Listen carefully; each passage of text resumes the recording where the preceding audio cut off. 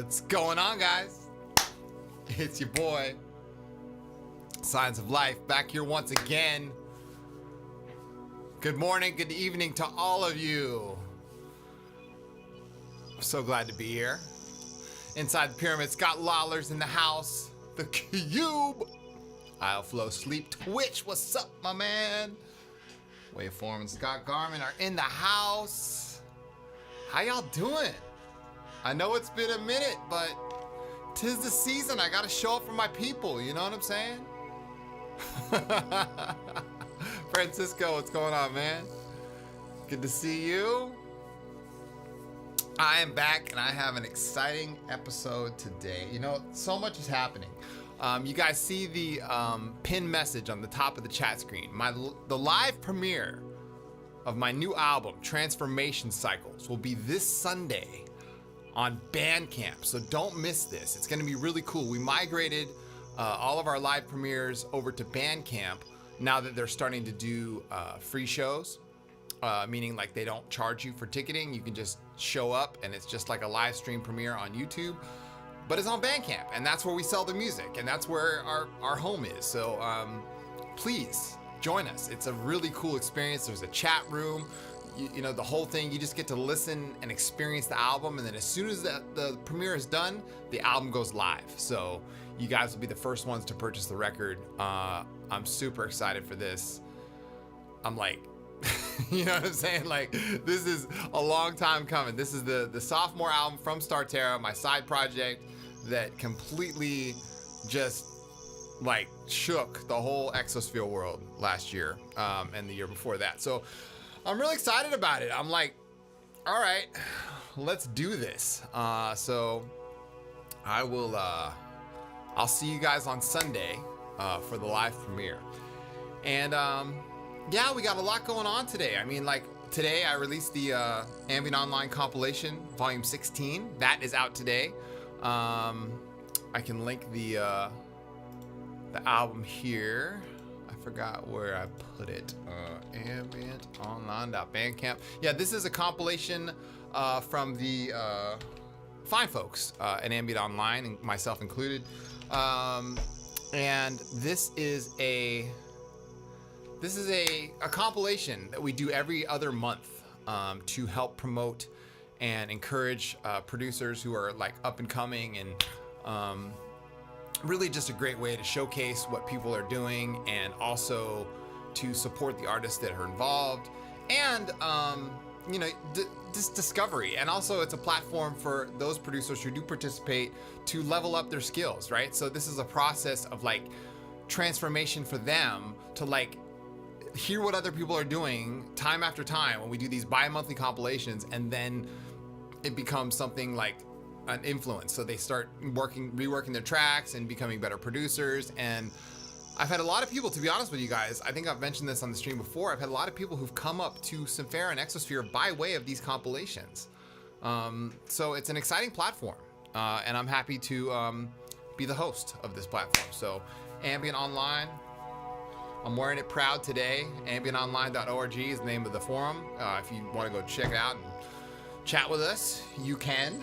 But yeah, without further ado, I think we've got a full room. And so before I start, I have to mention that if you like tutorials like this, please consider joining me on Patreon. You can join for as little as $3 a month, and my Patreon is the perfect way to support me as a producer and support my goal of being a full-time ambient music and content creator. There's a lot of things that I do every day, and I wish that I had more time to do them. So if I was, you know, in a financial place where I could just kind of like quit my day job, I would, and that would allow me to produce more videos for you guys and a lot more content. So I'm working towards that, and the Patreon is the best way to support me. So check it out. The link is down below in the description of this video.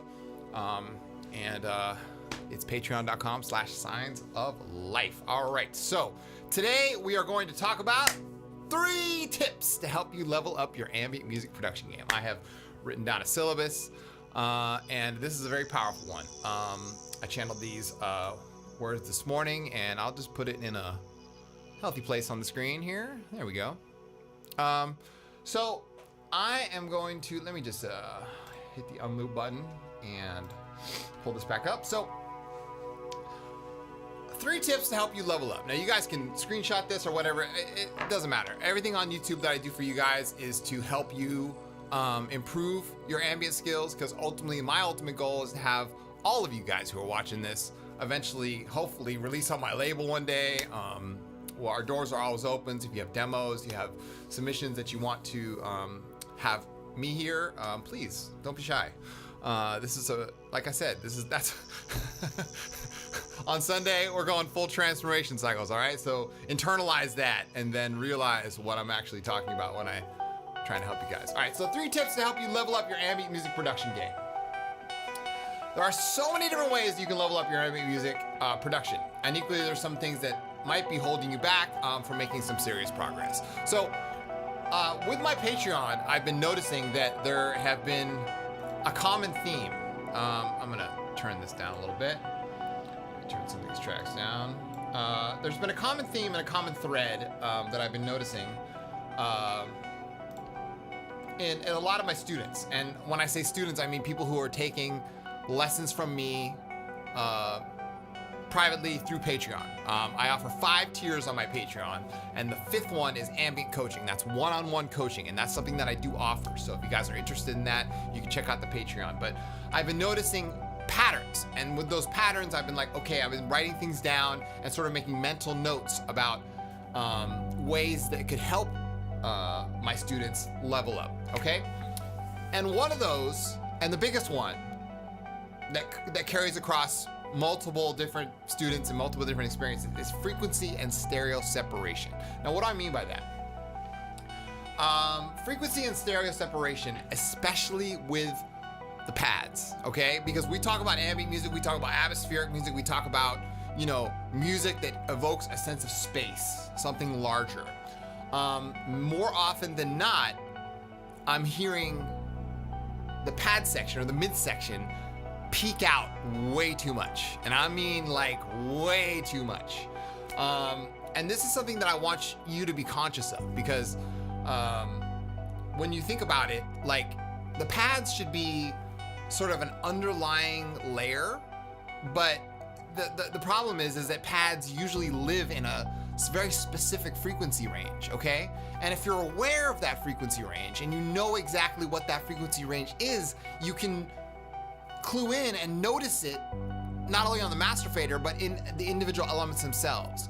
Because if you say you put too many pads up in a row, like it's gonna start stacking, and then you're gonna have a massive buildup around 800 to 2K, or even like up to 6K sometimes. Like some really massive spikes can happen if you're not really being conscious of that mid-range. Because when you listen to really good ambient music and you listen to stuff that really evokes that sense of deep space, the midpoints are all finally, it's almost like that's the artistic Picasso-esque, you know, brush strokes are right there in the middle, okay?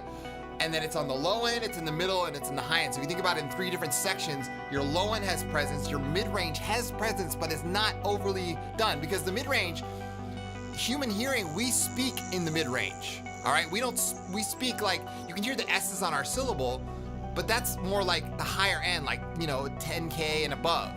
But when we talk in the mid-range. So we're very accustomed to this mid-range frequency. And that's very important when you think about our ears. And so if you overcrowd that frequency range in your music, you're gonna notice it right away, okay? Now, how do we solve this? How do we figure this thing out? So here's a track that I'm working on right now. And one way that you could do this is by taking your pad, and this is the pad right here that I literally just whipped this pad up right before we went live, all right? And I'm going to just kind of, it's obviously like, you know,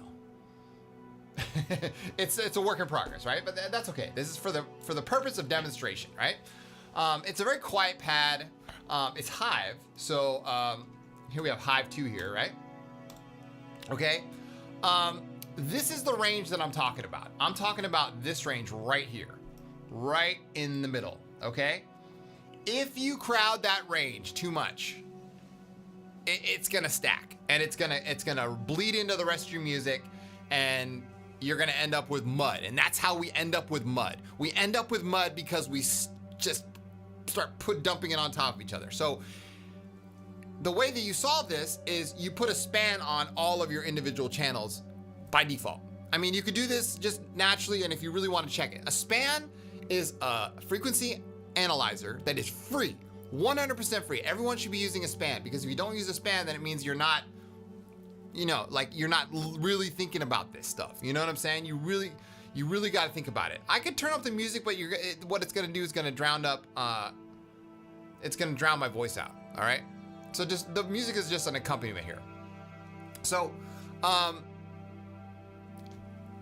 really think about that, that mid-range here, and notice it, because you can hit the hold button and then hold it. Now this is sort of a bad example because this is not really a loud pad, but let's take another pad, and I'll just make a new track here, okay? And I'm gonna take one of the new pads from Anomaly 2. By the way, Anomaly 2 came out this week. I'm sure you guys are all aware of. The link is it's actually not down below. I'll have to go link that. But let's take a pad from Anomaly 2, and we'll put a span on it, all right?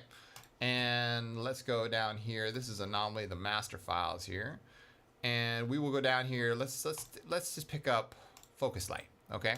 Focuslight's a really great pad. I like this one. So here we go. Let me just play this here. Okay. All right. So there's Focuslight, and this is from Anomaly. All right. Now look at that. Look at that. Okay. I'm holding down just a basic 3-note chord, but look at that mid-range. You can see it. There's a valley in the darkness there, my friends. Yes, there's a massive spike here, but this is a harmonic spike here at 400, 500, 450, whatever. That's a nicely sculpted pad right there. You see that? And what that's gonna do, it's gonna allow the other elements to breathe out, okay? So if I go back to the song and I start playing the song again, you see what I'm saying? That pad is scooped out. How do you do this? Well, you can put an EQ on it, which I have right here, you see? I got an EQ here. I got the low end under control. I got the mids scooped out. I got the high end a little bit boosted there. You can do it with the multi-band compressor, okay? You can do it with a multi-band. And one of the untalked about ways that you can do this is also minimizing the note usage, like not playing too many notes, because if you play too many notes in the mid-range, it's gonna get crowded, right? Filtering out your frequencies. If you filter out the frequencies, I'm playing that pad right now. This is right behind you. Is the music loud enough, by the way? Okay? So if you allow those pads to just sort of live there, okay, you must give that, then everything else can ring through. That really high piercing thing can come through. The bass can solidly live. It's almost like you have a neighborhood and everything's got to live in the neighborhood, 1, 2, 3. And if 2 is the biggest house on the block, then it's gonna put a shadow over 1 and 3. Do you know what I'm saying? Does that make sense? Okay, I think I made my point. So using a frequency analyzer, minimizing their note usage, maybe just 1 or 2 notes, maybe just 3 notes max. That's it. Just like this, just like this. That's 3 notes from Focuslight.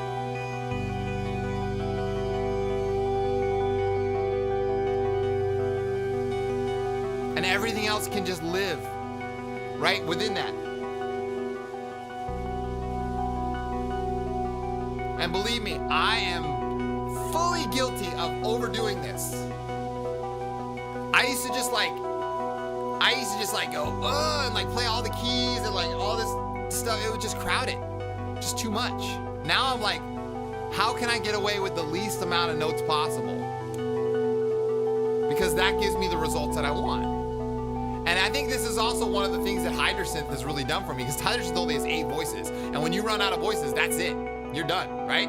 So really minimizing the note usage and allowing those pads to breathe out, because if you do that, let's look at the master fader now of this track. I'm gonna go back here. I'm gonna put this on loop. Let's put a span on the master fader. Okay. Look.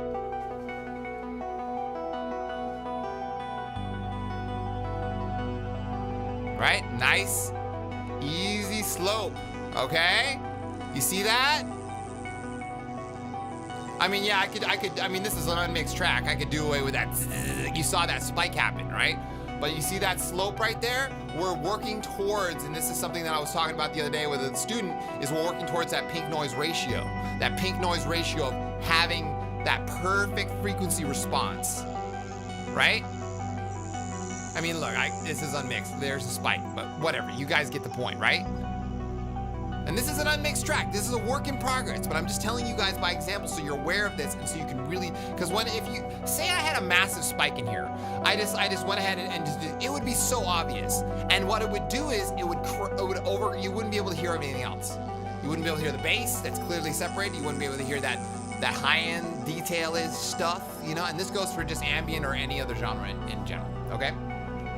So that's the first thing. I think that's a good place to start.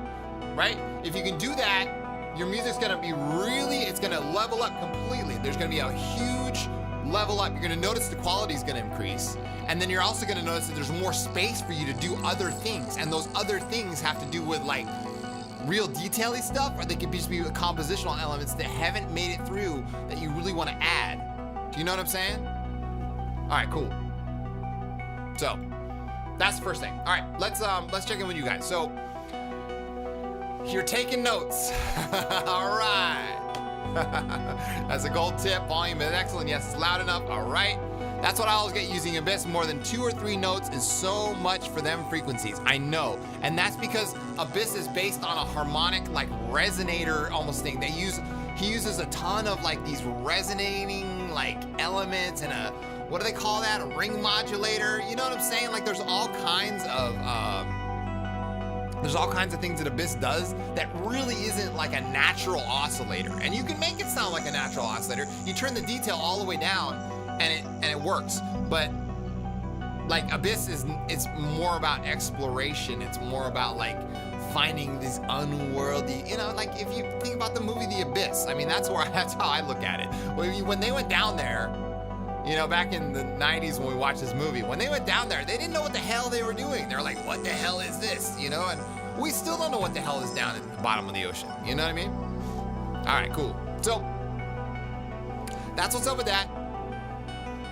The pink noise is worth it all to check out. I know. What is the pink noise trick? You missed that. Okay, so this is something that I've been sort of relaying to my private students. And again, if you want to take private lessons from me, you can join my Patreon. The link is down below.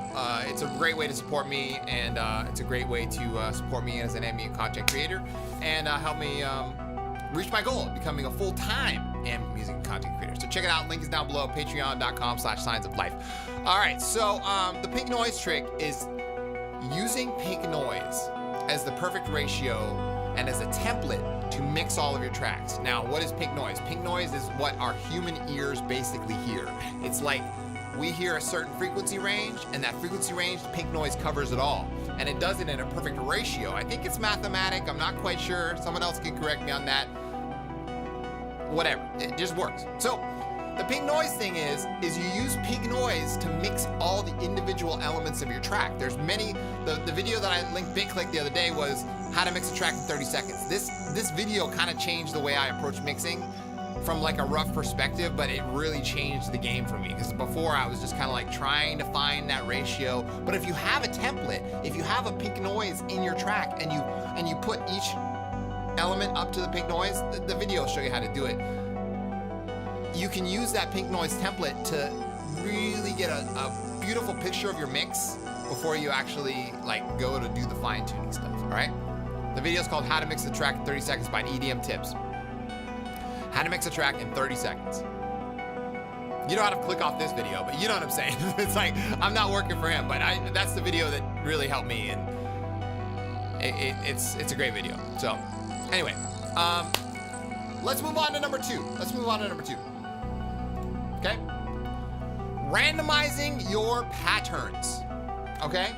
Now, this is very specific to percussion. But not only that, it's also like, it goes along with the, like the sequenced elements in your track.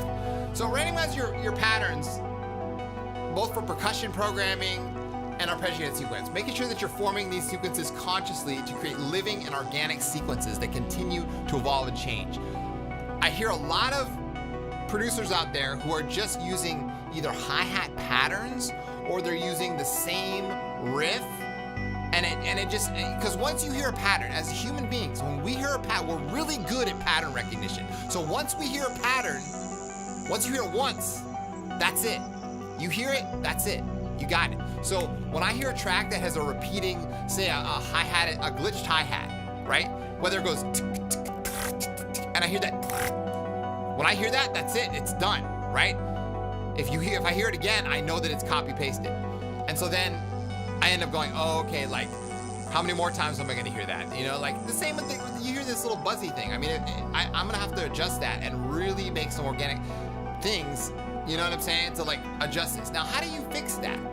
The way that I go about fixing this is to start with percussion and start with like organic, like pattern creation from either one of two perspectives. Either you're making something to sound hypnotic or you're making something to sound like you can't recognize it. You know what I'm saying? You're making thoughtful decisions not to be repetitive. Because this pattern is cool, right? You can hear this arpeggiated pattern, but why does it sound interesting? Because I'm constantly moving the filter underneath it and using velocity, and I'm using the filter to sort of open it up and bring it down. So there's always these underlying filter movements that they create ear candy. I use that term a lot on this channel. I say it's candy for the ears, because your ears, it's almost like you're uncovering details and then you're bringing them back and you're swirling them in and out. You can do this with hi-hats. You can do this with your percussion elements.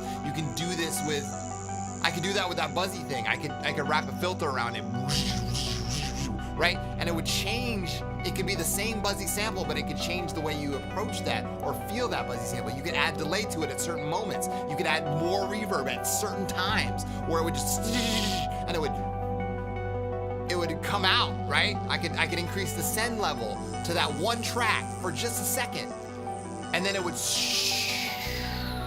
and come back. You see what I'm saying? Like it's those fine touches. That's the real art in it, and that's what I'm trying to say, is randomizing your patterns and randomizing everything within the track can be laborious, yes, but it can also be something that really enhances the overall quality of your music. And when I listen to, I dropped this on a student yesterday who never heard of this label. When I listen to Ultimate releases, when I listen to records on Ultimate, I wrap myself in the details, because I love that every single corner, every corner that I turn in those Martin on Static records, every corner that I turn in an A.S. Dana records is a new thing. You know what I'm saying? It's a process of the listener's discovery. So if you're the one who's like orchestrating this, if you're the conductor, you got to make sure that the listener has places to go on the first listen, second listen, third listen, fourth listen. So there's just like an interweaving like labyrinth almost. You know what I'm saying? Modulating the delay feedback to great effect. You could use, a lot of people use a microcosm. I have one myself. I mean, you know what I'm saying?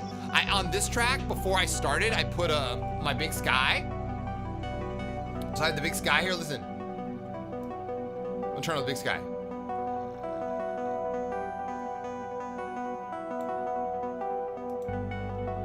Right? Turning it up at certain points, okay? Is this making sense to you guys? Because what I want is I want everyone to really start thinking about that, like who watches this channel, to like really start thinking about that, embodying that. I used to be afraid of it. I used to be like, oh man, I don't got time to like go into details and stuff. It's a very forgoing perspective to like crank at it until it's actually done. You know what I'm saying? You gotta go the extra mile to get the extra detail of it. You know, you gotta really pull yourself together to really flesh out those details. Yeah, I mean, Bitwig is great, right? Modulation is so easy and fun. And Ableton makes it super easy too. I mean, you could like just go here and I hit the A key or whatever. And I don't know why it's not working, but I just go on automate and you can get all tweaky with this. You know what I'm saying? Get all tweaky with the automation. Ableton's not perfect, but you know what I'm saying. Like, that's it, right? It's making sure that every part of your track, not every part, I can't say that, but most parts are living and organic, and they give the listener 2 or 3 or 4 or 5 opportunities to discover new things. Details beyond the details and layers underneath the layers, right? Discovery, okay? So, that's number 2. Really practice that with your hi-hats. Another trick for hi-hats though is I build kits, like build yourself some kits, right? And with those kits, then you can start doing the cool randomization. Like the more drum kits that you have, the more opportunities you have for original drum programming. You know what I'm saying? Because I could stick a riffer. I could stick a riffer or a Stokas. And I could set this on randomize to randomize every single bar. And it would. And then what you do is you lock the density. Thank you, Mickey, I appreciate the super chat, bro. Thank you so much. So I could lock the density here on, right now it is locked. Do you see that? That button right there is locked, which means every time it randomizes, it's not gonna change the density. That's super important because a lot of people, when they randomize Ripper, they go, oh crap, it's all going all crazy. No, like that. You can seriously like take it and then, you know what I'm saying? Lock it in, okay? Velocity, same thing. If velocity changes in your rhythm programming, then it's gonna change the feeling every single time, all right? Duration is something that is very specific to like sequences. You don't wanna kind of mess with that with percussion, but then obviously the pitch is, you know, which samples are being played, and the density can actually be kind of cool, but you can limit the density, which is something that's really neat. You can actually limit the density by changing the density range. So if I wanted to change it, right now it's just at 1 to 2. Right? I didn't know this for a while. You can change the density range, which means like because 8 is often way too much for a density range, but like just having it at 1 to 3 or 1 to 2 for percussion, that's golden right there. You know what I'm saying? That's super gold. That's like the ultimate range right there, especially for hi-hats, because you're going from 8th note or 16th note to 32nd, and then 64th is like borderline, like, you know what I'm saying? So I hope that everything that I'm saying to you is sort of resonating in a way where, you know, you're gonna embody this and you're gonna take all these tips. Maybe you watch the video a couple times and you take it and you're like, okay, like now I can approach this from a different perspective, all right? Because when I myself listen to a Martin on Static record or an Echo Season record, I say to myself, I wanna get there. I wanna do this. This is what I wanna do. Right? This is where I want to go. This is the level I want to reach. The sonic quality of these records is what's important. Because we're all just artists here. We're all just building these tapestries. And when you think about it, you can get there. It's just a matter of putting the right elements together and tastefully intermingling them to create this kind of music. This is the genre that we are creating in. So it's composition, it's technicality, right? And it's artistic expression. Those things. The technical side of it can be worked out. The artistic side is something that comes from within, right? Your vision and goal and intent. But after that, you know, it's like we're all climbing the same mountain. Absolutely, Francisco, you're very welcome. You're very welcome. If you guys like tutorials like this, consider joining my Patreon. Link down below. Woo! I'm on fire. All right. So, yeah. I want to see you. So this Sunday, join me and join the rest of us, the whole Symphera and Exosphere crew. We're going to be at Bandcamp for a live album premiere this Sunday at noon Pacific. It's gonna be at noon Pacific, which is like, I think 20 UTC, 3 p.m. Eastern time. 20 UTC, or 21, I don't know what it is, but anyway, sorry about that. We're gonna be there this Sunday, okay? Just join us this Sunday for a live album premiere on Bandcamp. The link is at the top of this chat box. It's gonna be really cool. Like, I can't wait for you guys to hear this record. This Star Terror record, well, I mean, the cat's out of the bag now, so I can show the album cover. You guys ready? Here it is. There it is. Boom. There it is. That cover was created by my partner Don Tyler, and Transformation Cycles. I'm so excited about this.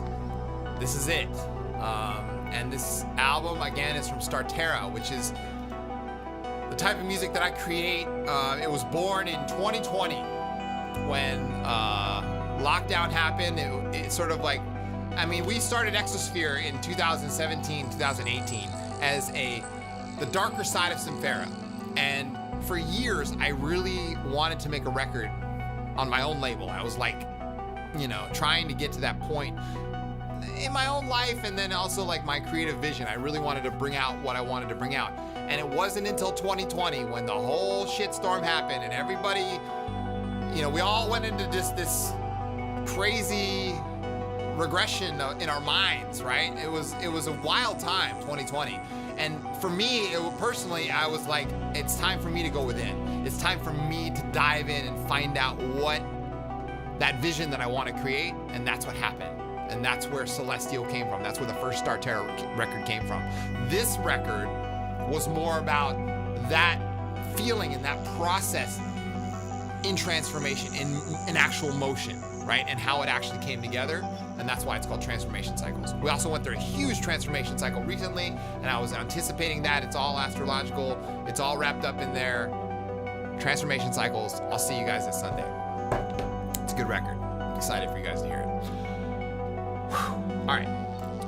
Now, the last point that I want to talk about today is simplify and articulate, okay? I've mentioned this before already in the video, but one of the easiest traps that we fall into as producers is adding too many elements into your track and using too many effects to bury what is naturally there, okay? And when I make a track, I usually build up layers and I let it sit, and I'll come back the next day, or I'll come back 2 days later, or a week later, and I'll open it up and I'll go, cut that, and then I pull it back down, right? And I used to be like not really comfortable doing this. I got too attached to each layer. Now I'm like, I got a full-on machete, and I'm just like, whoosh, whoosh, whoosh, get out of here, quit that. But I mean, because I realize that if something isn't good enough to my standard now, I have to remove it. If it's not up to the level that I want to go, there's no reason for it to live there. Even if you pull it down to negative 30 dB, it's still gonna live there. You know what I'm saying? Remove it.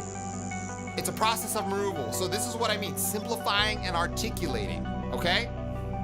This can be a scary process because you can become attached to things. You can become like really wrapped up in the fact that I've created this thing and I here it is and I put all this time into it and blah, blah, blah.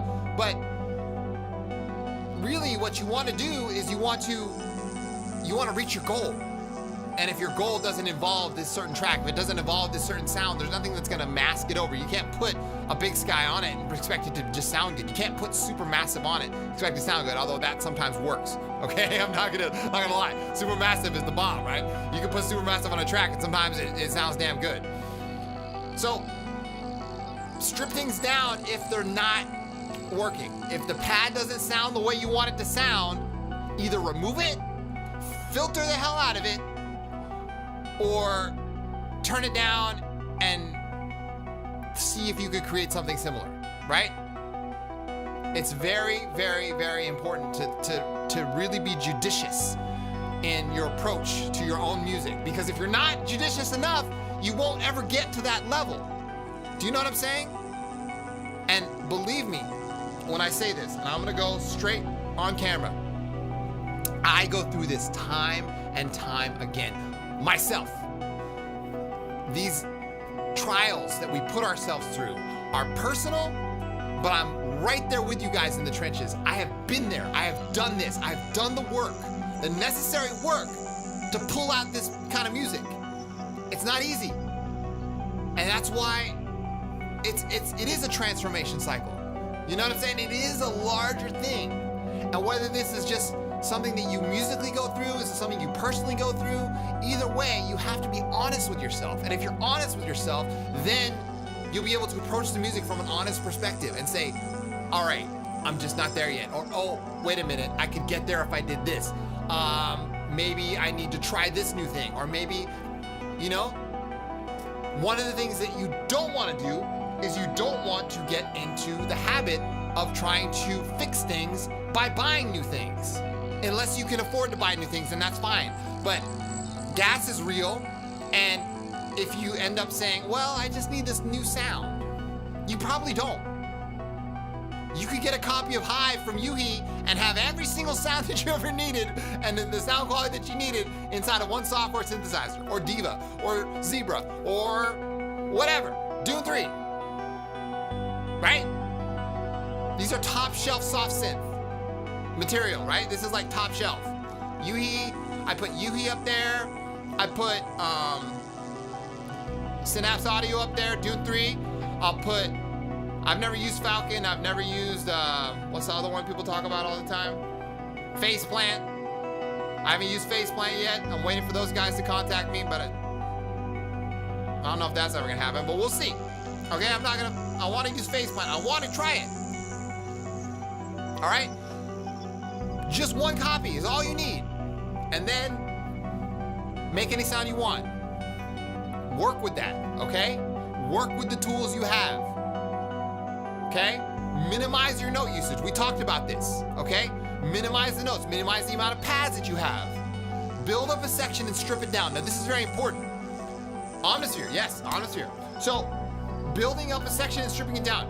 Give the listener a reason to dive into the void, okay? And this is something I always do with Startera. We talked about this, a private student of mine talked about this yesterday, the song Quantum Mechanics from Startera Celestial. I went through hell thinking about how the hell am I going to strip this track down, and it was really painful because I'm like, I removed like 10 pads or 10 layers before I finally got to the core of that track. And I pulled out that middle section, which I felt was the most brilliant fucking middle section I've ever created in my life. I was like, this is it. I was like so excited about it, but I had to strip all that. I had to strip 10 layers out of it and really bring it down to get to that minimal point where it was just the one bass, boom, boom, boom, boom, boom, boom, and then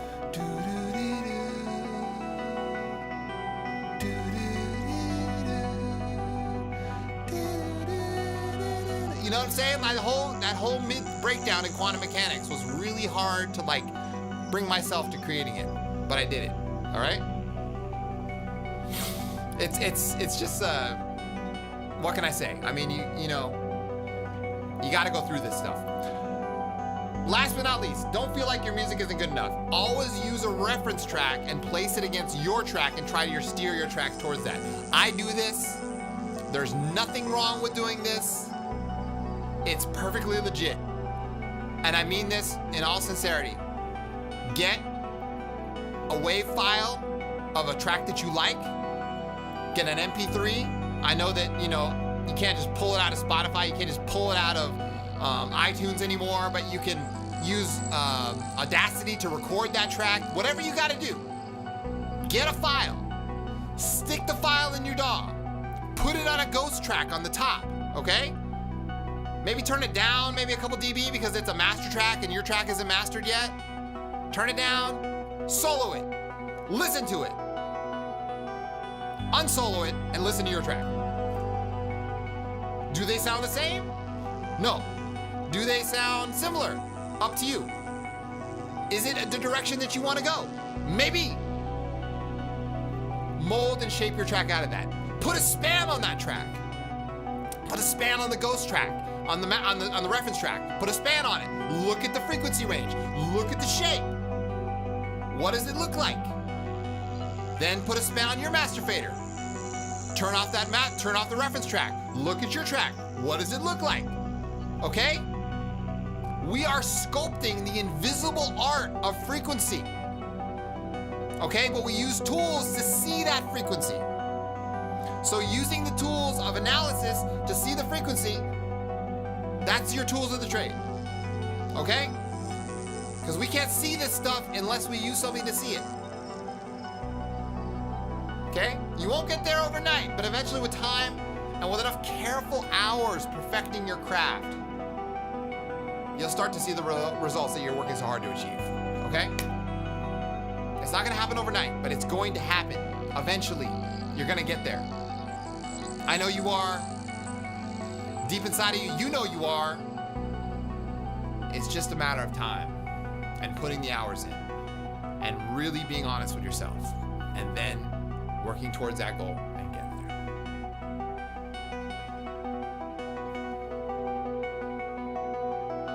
Thank you very much. Thank you. If you want to support me, if you like tutorials like this, please consider joining my Patreon. There's 5 different tiers on my Patreon, from the ambient feed all the way up to ambient coaching. So decide what works best for you and we can work together. All right? This is a pleasure for me to channel and bring this information to you. And I do it out of the love for the genre. I do it out of being the person that I am. And I do it because I really do care about this community and I'm honored to be doing this for you. This channel has not even been around for a year yet. We're coming up on our 1-year anniversary of Signs of Life as a channel. It'll be March 21st, first day of Aries season. Something like that, okay? I did that on purpose. So every time the wheel goes around, we get an anniversary, all right? And I really wanted to start it on, that note, like, here we go. You're quite welcome. I'm gonna keep this one short and sweet. I think that's, quality over quantity, right? So like we could go on for another 45 minutes, but I don't think that's gonna be as potent as if I just like said, all right, there's your masterclass. That's a good length, right? I appreciate you guys. I can't wait to see you on Sunday. I'm super excited about the future. I'm like ready to go. I'm like, here we go, man. 2022, we're gunning. It's gonna be a wonderful, wonderful, wonderful time for all of us to build and grow, work together, accomplish our goals. So again, if you want more of me, check me out on Patreon. Truly appreciate your support. I look forward to seeing you guys on Sunday. Get out there, make something awesome. Be the producer that you want to be. Okay? Reach out, get feedback on all your stuff. We have a sign circle that we meet once a month. You can get feedback for your tracks there. Join us on Discord. And namaste, which means I respect the God in you, and together we are one. My name is Chris from Signs of Life. I can't believe I am ending this so fast. This is not my style. I usually hang out for like an hour and a half, but you know what? This is perfect. So I'll just leave it like this. As always, keep your heads in the clouds and your feet planted firmly on the ground. My name is Chris from Signs of Life, and I will see you all on the other side.